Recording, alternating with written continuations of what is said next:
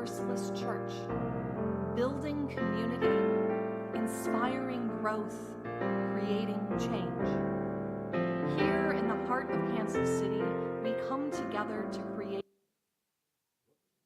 this hour of shared reflection so that we might be renewed in courage for these times and inspired to lives of greater dignity, higher purpose, deeper generosity, and more effective action.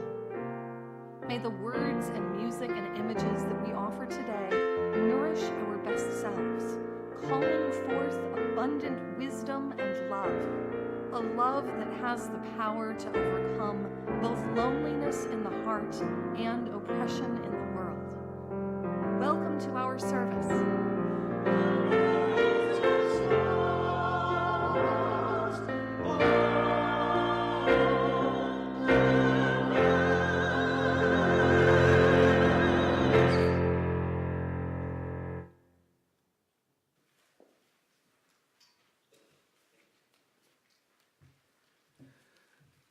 Good morning.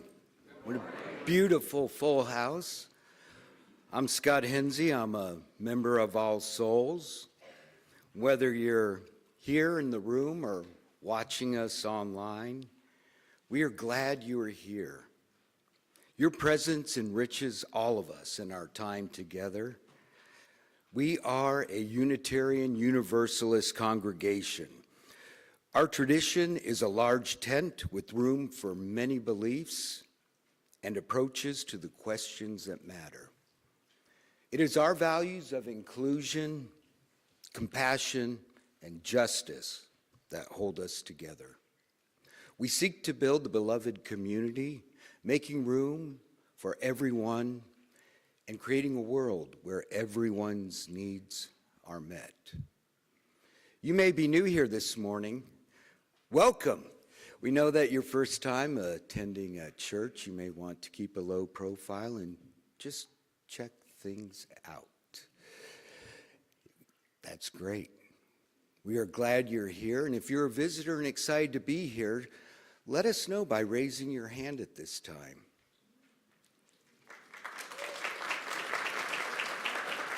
Thank you. Thank you for enriching us with all of your presence today.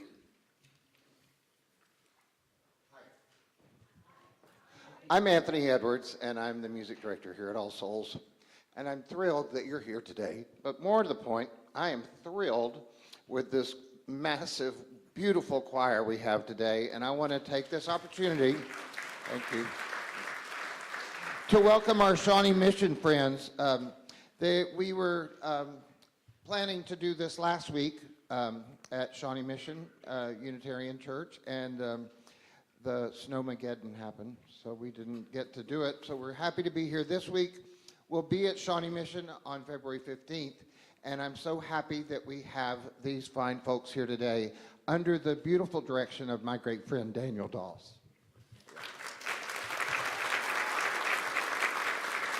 And no stranger to our congregation is our good friend Dana Woolard, and she'll be here playing cello today.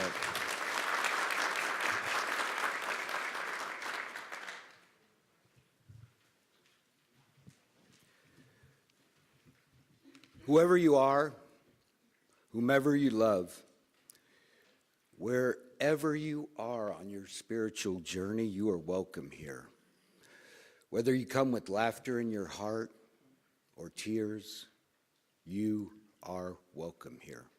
You're invited to join us with an open mind, a loving heart, and willing hands. We welcome you today.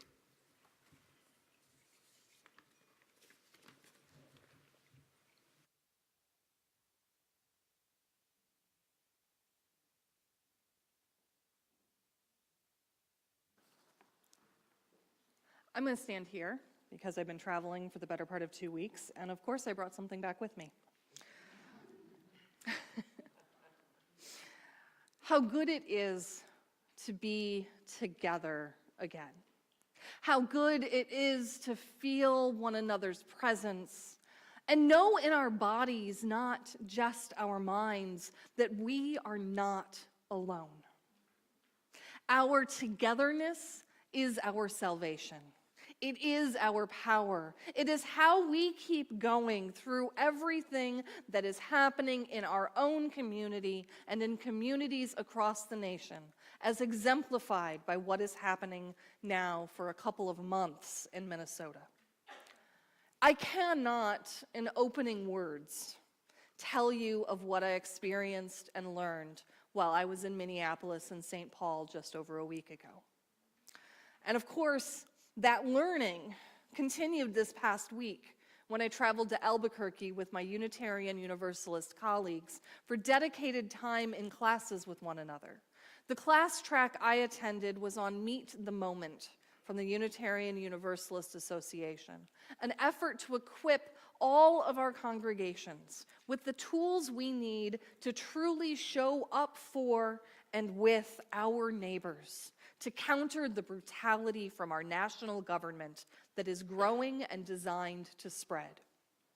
It has been so much in such a short period of time that I have not been able to process all of it, to coalesce it into my own being.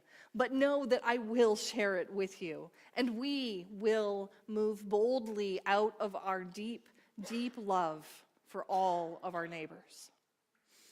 As we prepare to hear the combined All Souls and Shawnee Mission UU Church choirs to share with us the Holocaust Cantata, let us hold in our hearts the truth of the concentration camps in our country right now. They might be called detention centers, but they are concentration camps, places to put people the government has deemed undesirable so that they are not in society, places that lack human rights, human dignity, and all in inhumane conditions, right now in this country. And if the mayor of Kansas City, Missouri's efforts fail, there will be one right here. This isn't new in the last few weeks. Ask anyone of color. And as we hear about what happened 80 years ago, when concentration camps became death camps, let us hold in our hearts each person who has dignity and is worthy, but is held by the U.S. government right now. Let us dedicate ourselves to the words that emerged from the Holocaust. Never again. Scott.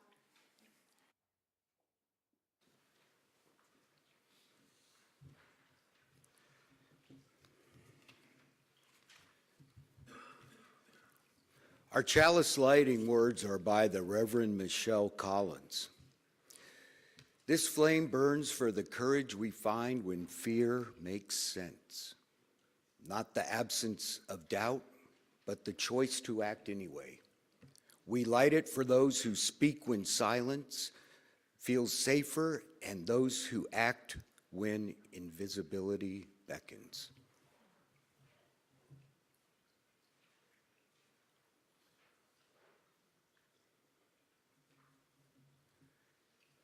Please rise in body or spirit to join in reciting our covenant and for the following song.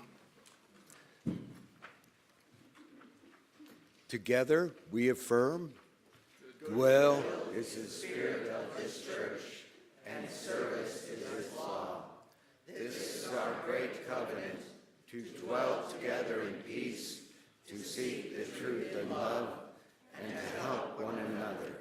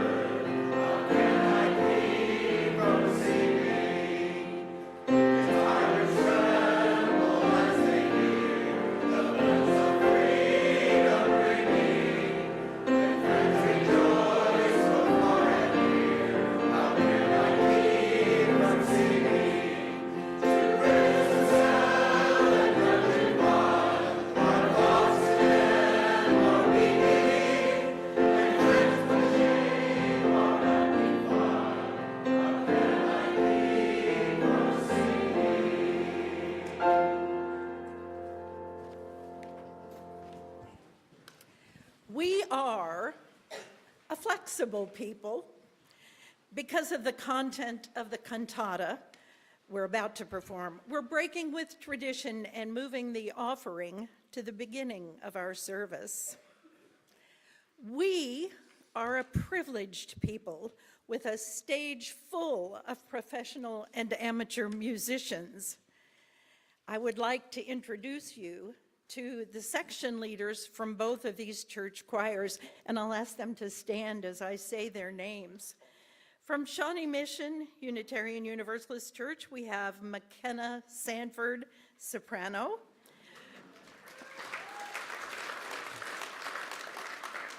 Maybe if you'll hold your applause till all 8 of them are standing. Ruth Bettner, alto. Maddie Easley, tenor. And Will Luberoff, bass. From All Souls Unitarian Church, we have Sarah Labar, soprano. Our dear Shanna Jones, alto, is not able to be with us today. And Brian Vaughn, tenor, and Darrington Clark, bass. Now,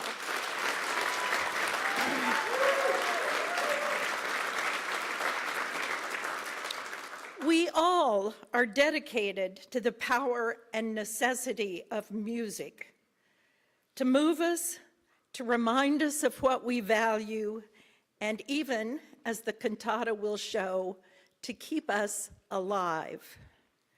We are also a comfortable people. On a bitterly cold morning, we come together to share warmth, light, community, all in our welcoming facility and with plenty of hot coffee. We are a lucky people, or you might choose to say blessed people, to have these privileges and comforts. But it isn't only luck. Each of you plays a part in making this wondrous event happen by giving your time, your talents, and your money. We are a generous people, and in this moment and throughout the cantata, please reflect on your comfort, our privilege, and the undeniable importance of music. Our community, the expression of our values, and our support of this inspirational place all depend on your generosity.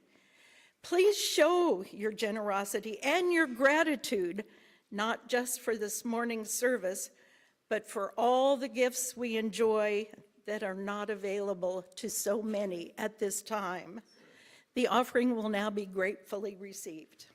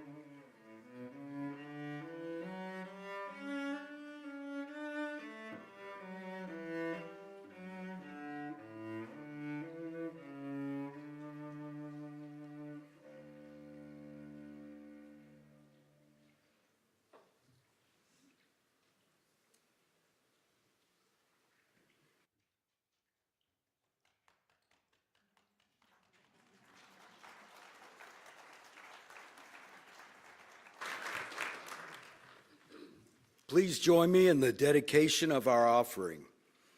We dedicate our offerings and our actions to the mission at the heart of this nation, to build a respectful, caring community, inspire change and spiritual growth, and to create change towards a just and compassionate society.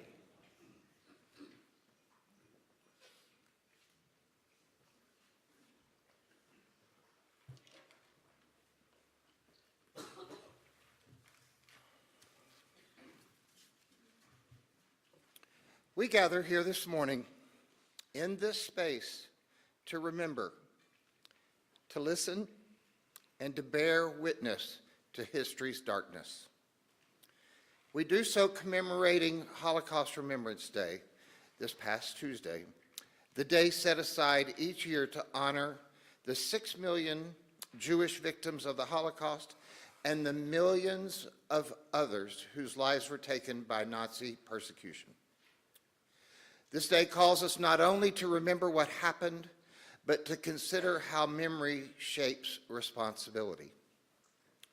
Donald McCullough's Holocaust Cantata, Songs from the Camps, premiered in 1998 and is an offering of memory shaped through sound.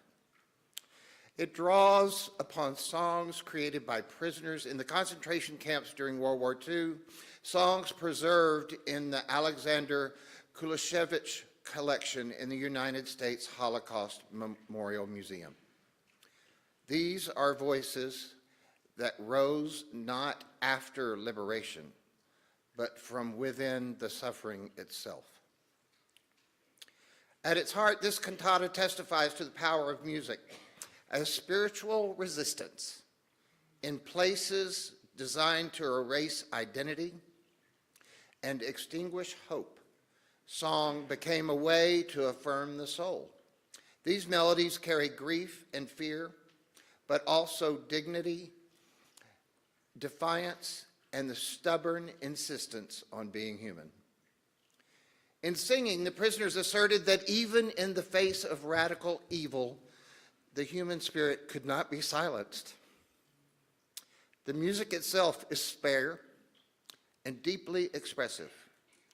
Often it begins with a single melodic line, as though one voice has gathered the courage to speak.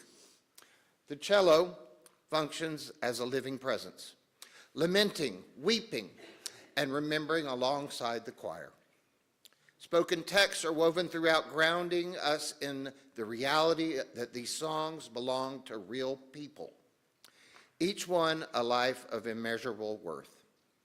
Composer Donald McCullough has said that one hope for this work is that it might transform statistics into people in the minds of the cantata's listeners, and perhaps be a part of making it more difficult for such a horror ever to occur again.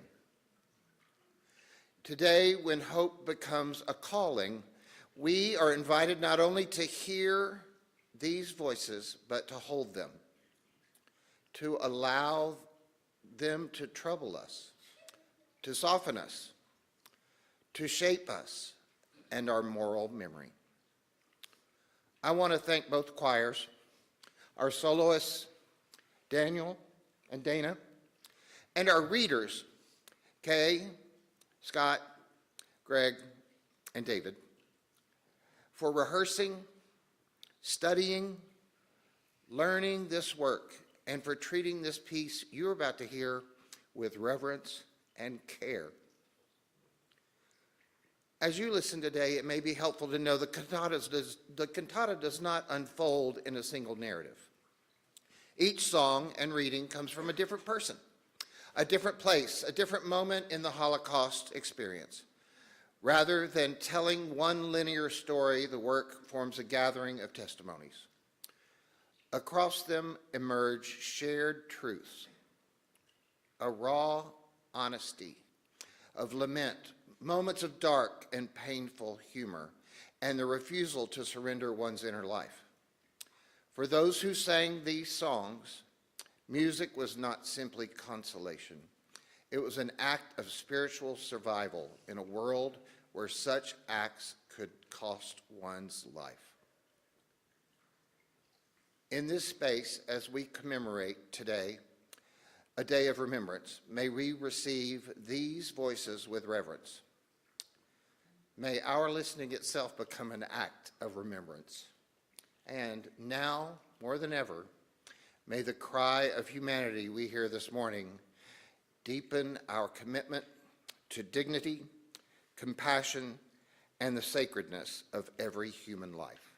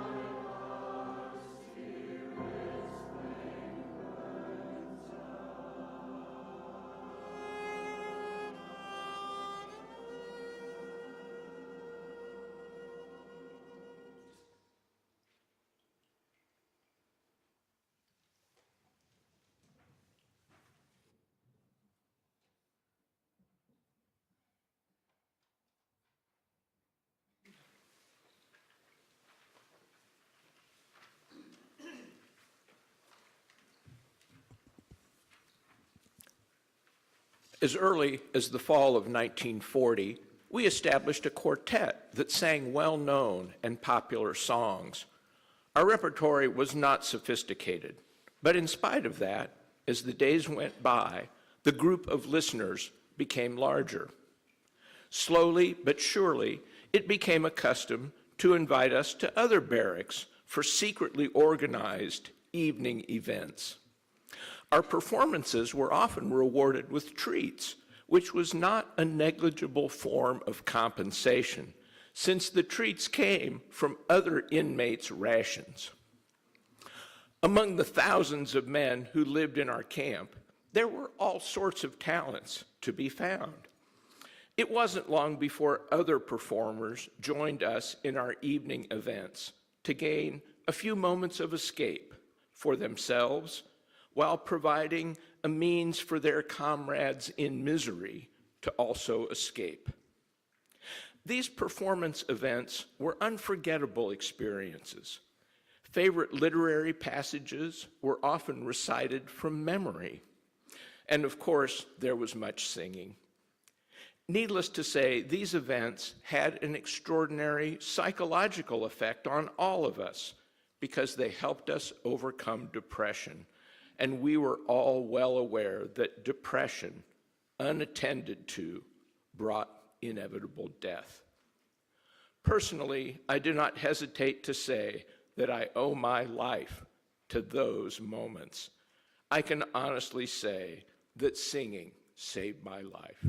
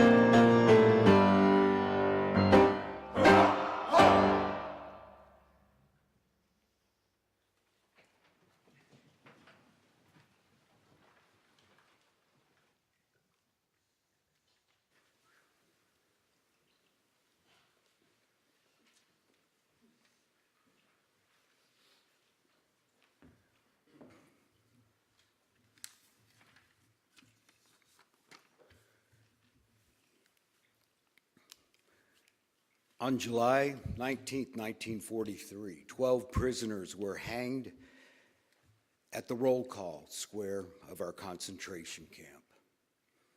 The camp commandant decided to conduct the execution of these prisoners as a deterrent. I was one of the eyewitnesses, one of those who stood the closest to what went on.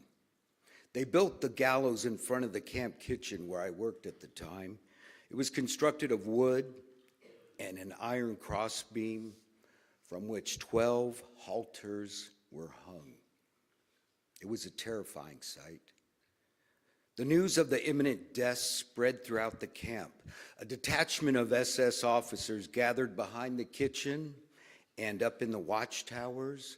The number of guards had been doubled.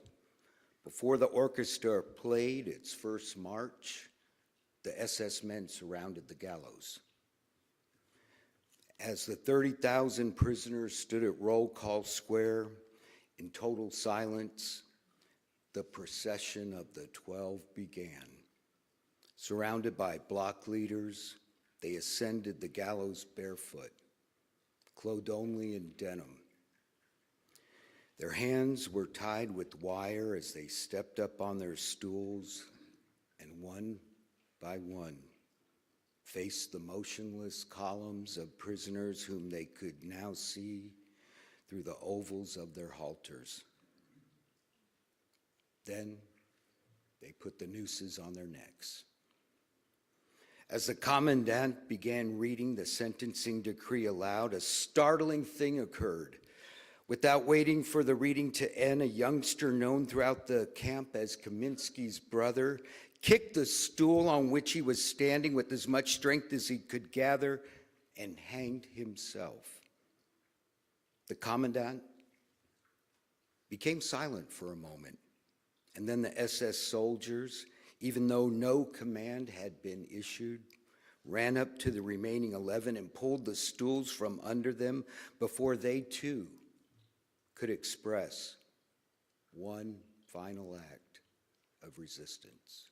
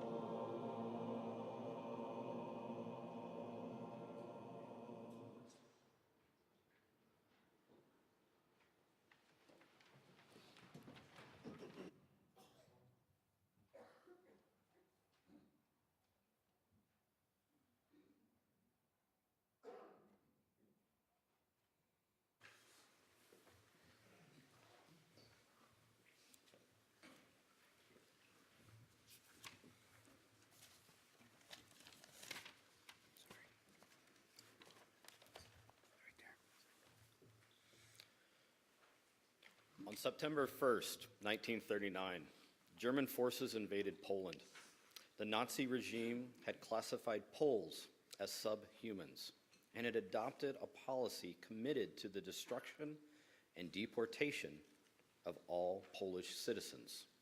On the eve of the invasion, Hitler held a meeting with his high officials.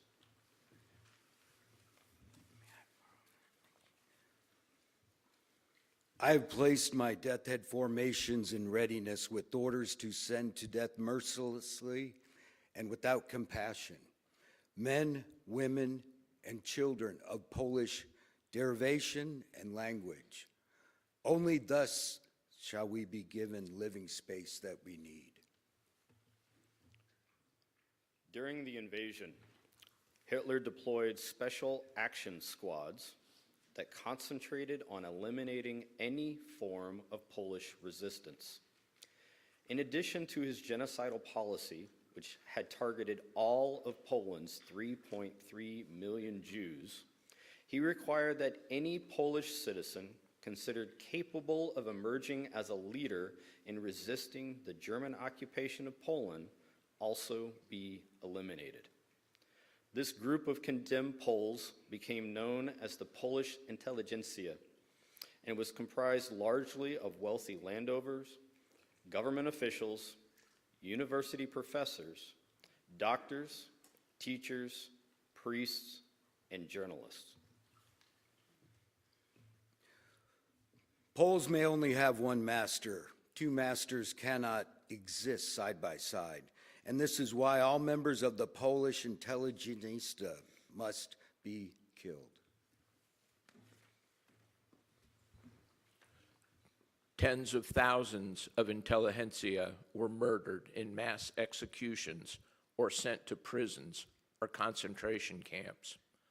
Another Nazi policy aimed at weakening resistance efforts was that of separating family members from one another.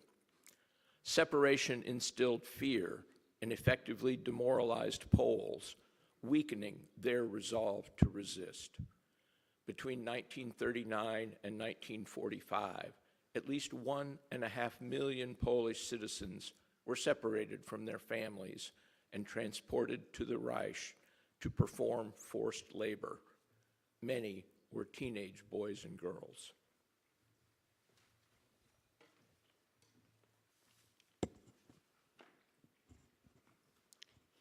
It was 1942, and I was 18 years old. The Nazis had come to our home to take me away, but I wasn't there. When I returned home, my mother quickly dressed me as an old woman and took me to the country, where she hid me in the attic of a family I did not even know. 3 days later, my mother received an official letter from the mayor of our town. It stated that if I did not appear, my family would be evacuated and shot. My mother came to where I was hiding and showed me the letter, begging me not to go, but I knew what I must do. There were 19 other teenage girls from my town on the military bus that took us to a nearby camp where we were examined by German doctors. Once we were declared healthy, SS soldiers escorted us to a waiting train and crammed us into a cattle car. Then, with a clanging jolt, the train began to roll us away from all that we loved dearly to our new destination, Germany.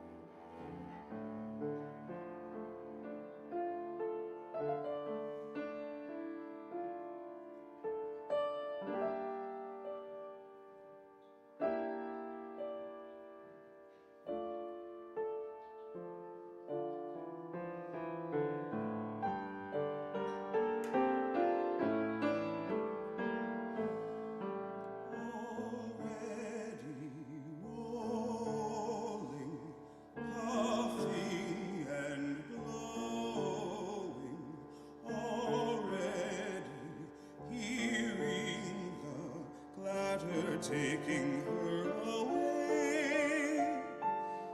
Eyes last meet, gazing, hands gesture, waving, unspoken, silent sorrow. Running still beside the train in fool's futility.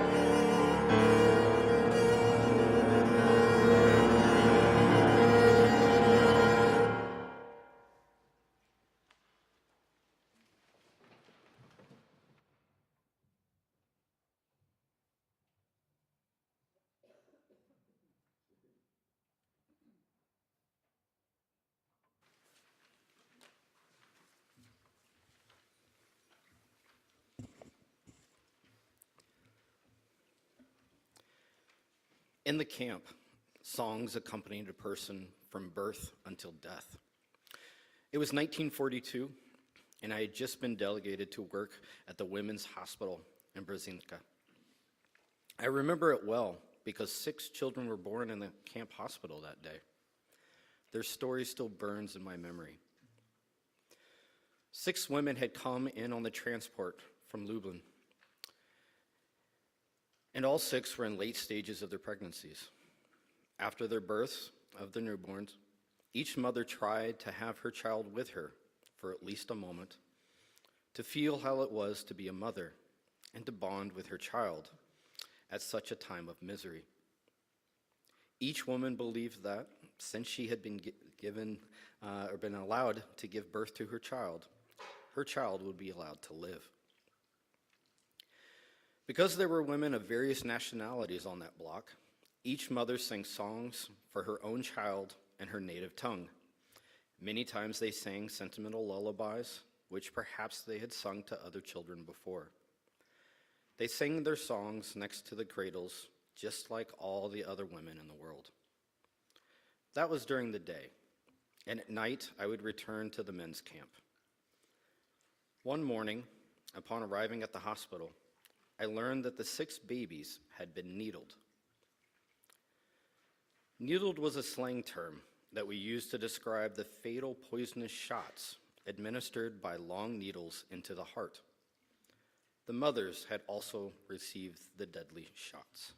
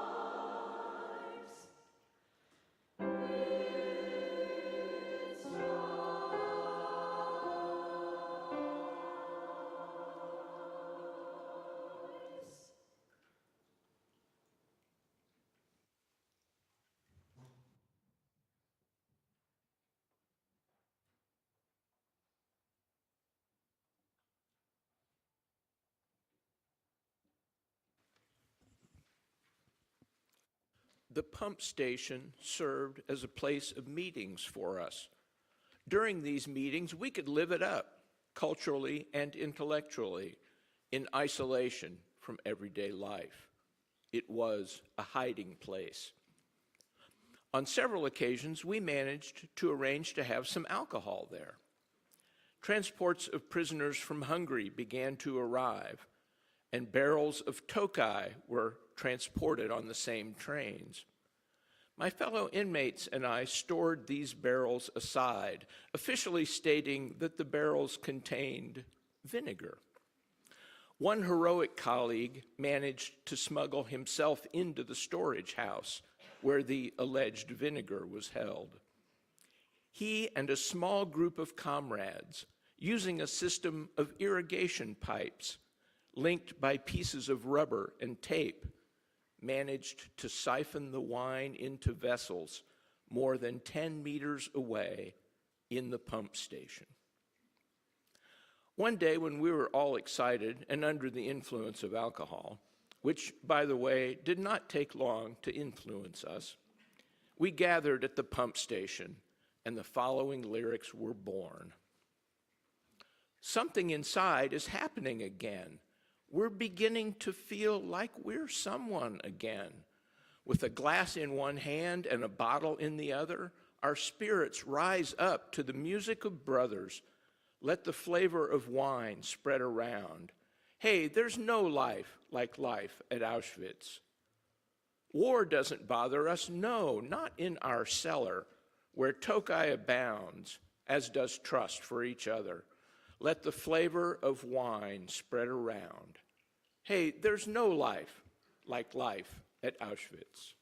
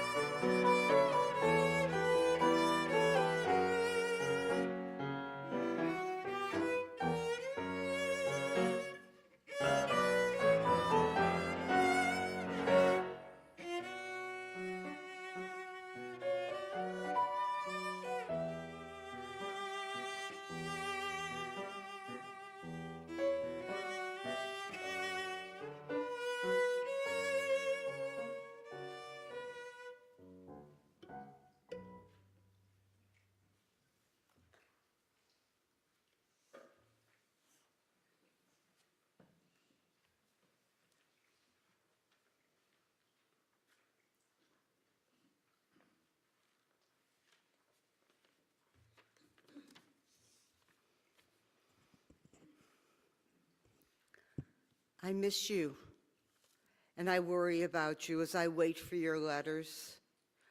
Let the tender words of our farewell moment soothe your pain, because when your hand caressed my temple, all sorrow and grief went away. Let your pain, O Mother, be rewarded, and let the tears be kissed away from your eyes. I miss your caress and your sweet words so much that a bitter tear of yearning trembles in my eyes again. Oh, Mother, I would like so much to be a child again, like the years before, and hide again in your arms. After you kissed me farewell on my forehead, I faced a horribly evil world, far away from you. Day after day passes, and I only know one thing, that I must return to you and reward your pain, O Mother, and kiss the tears from your eyes.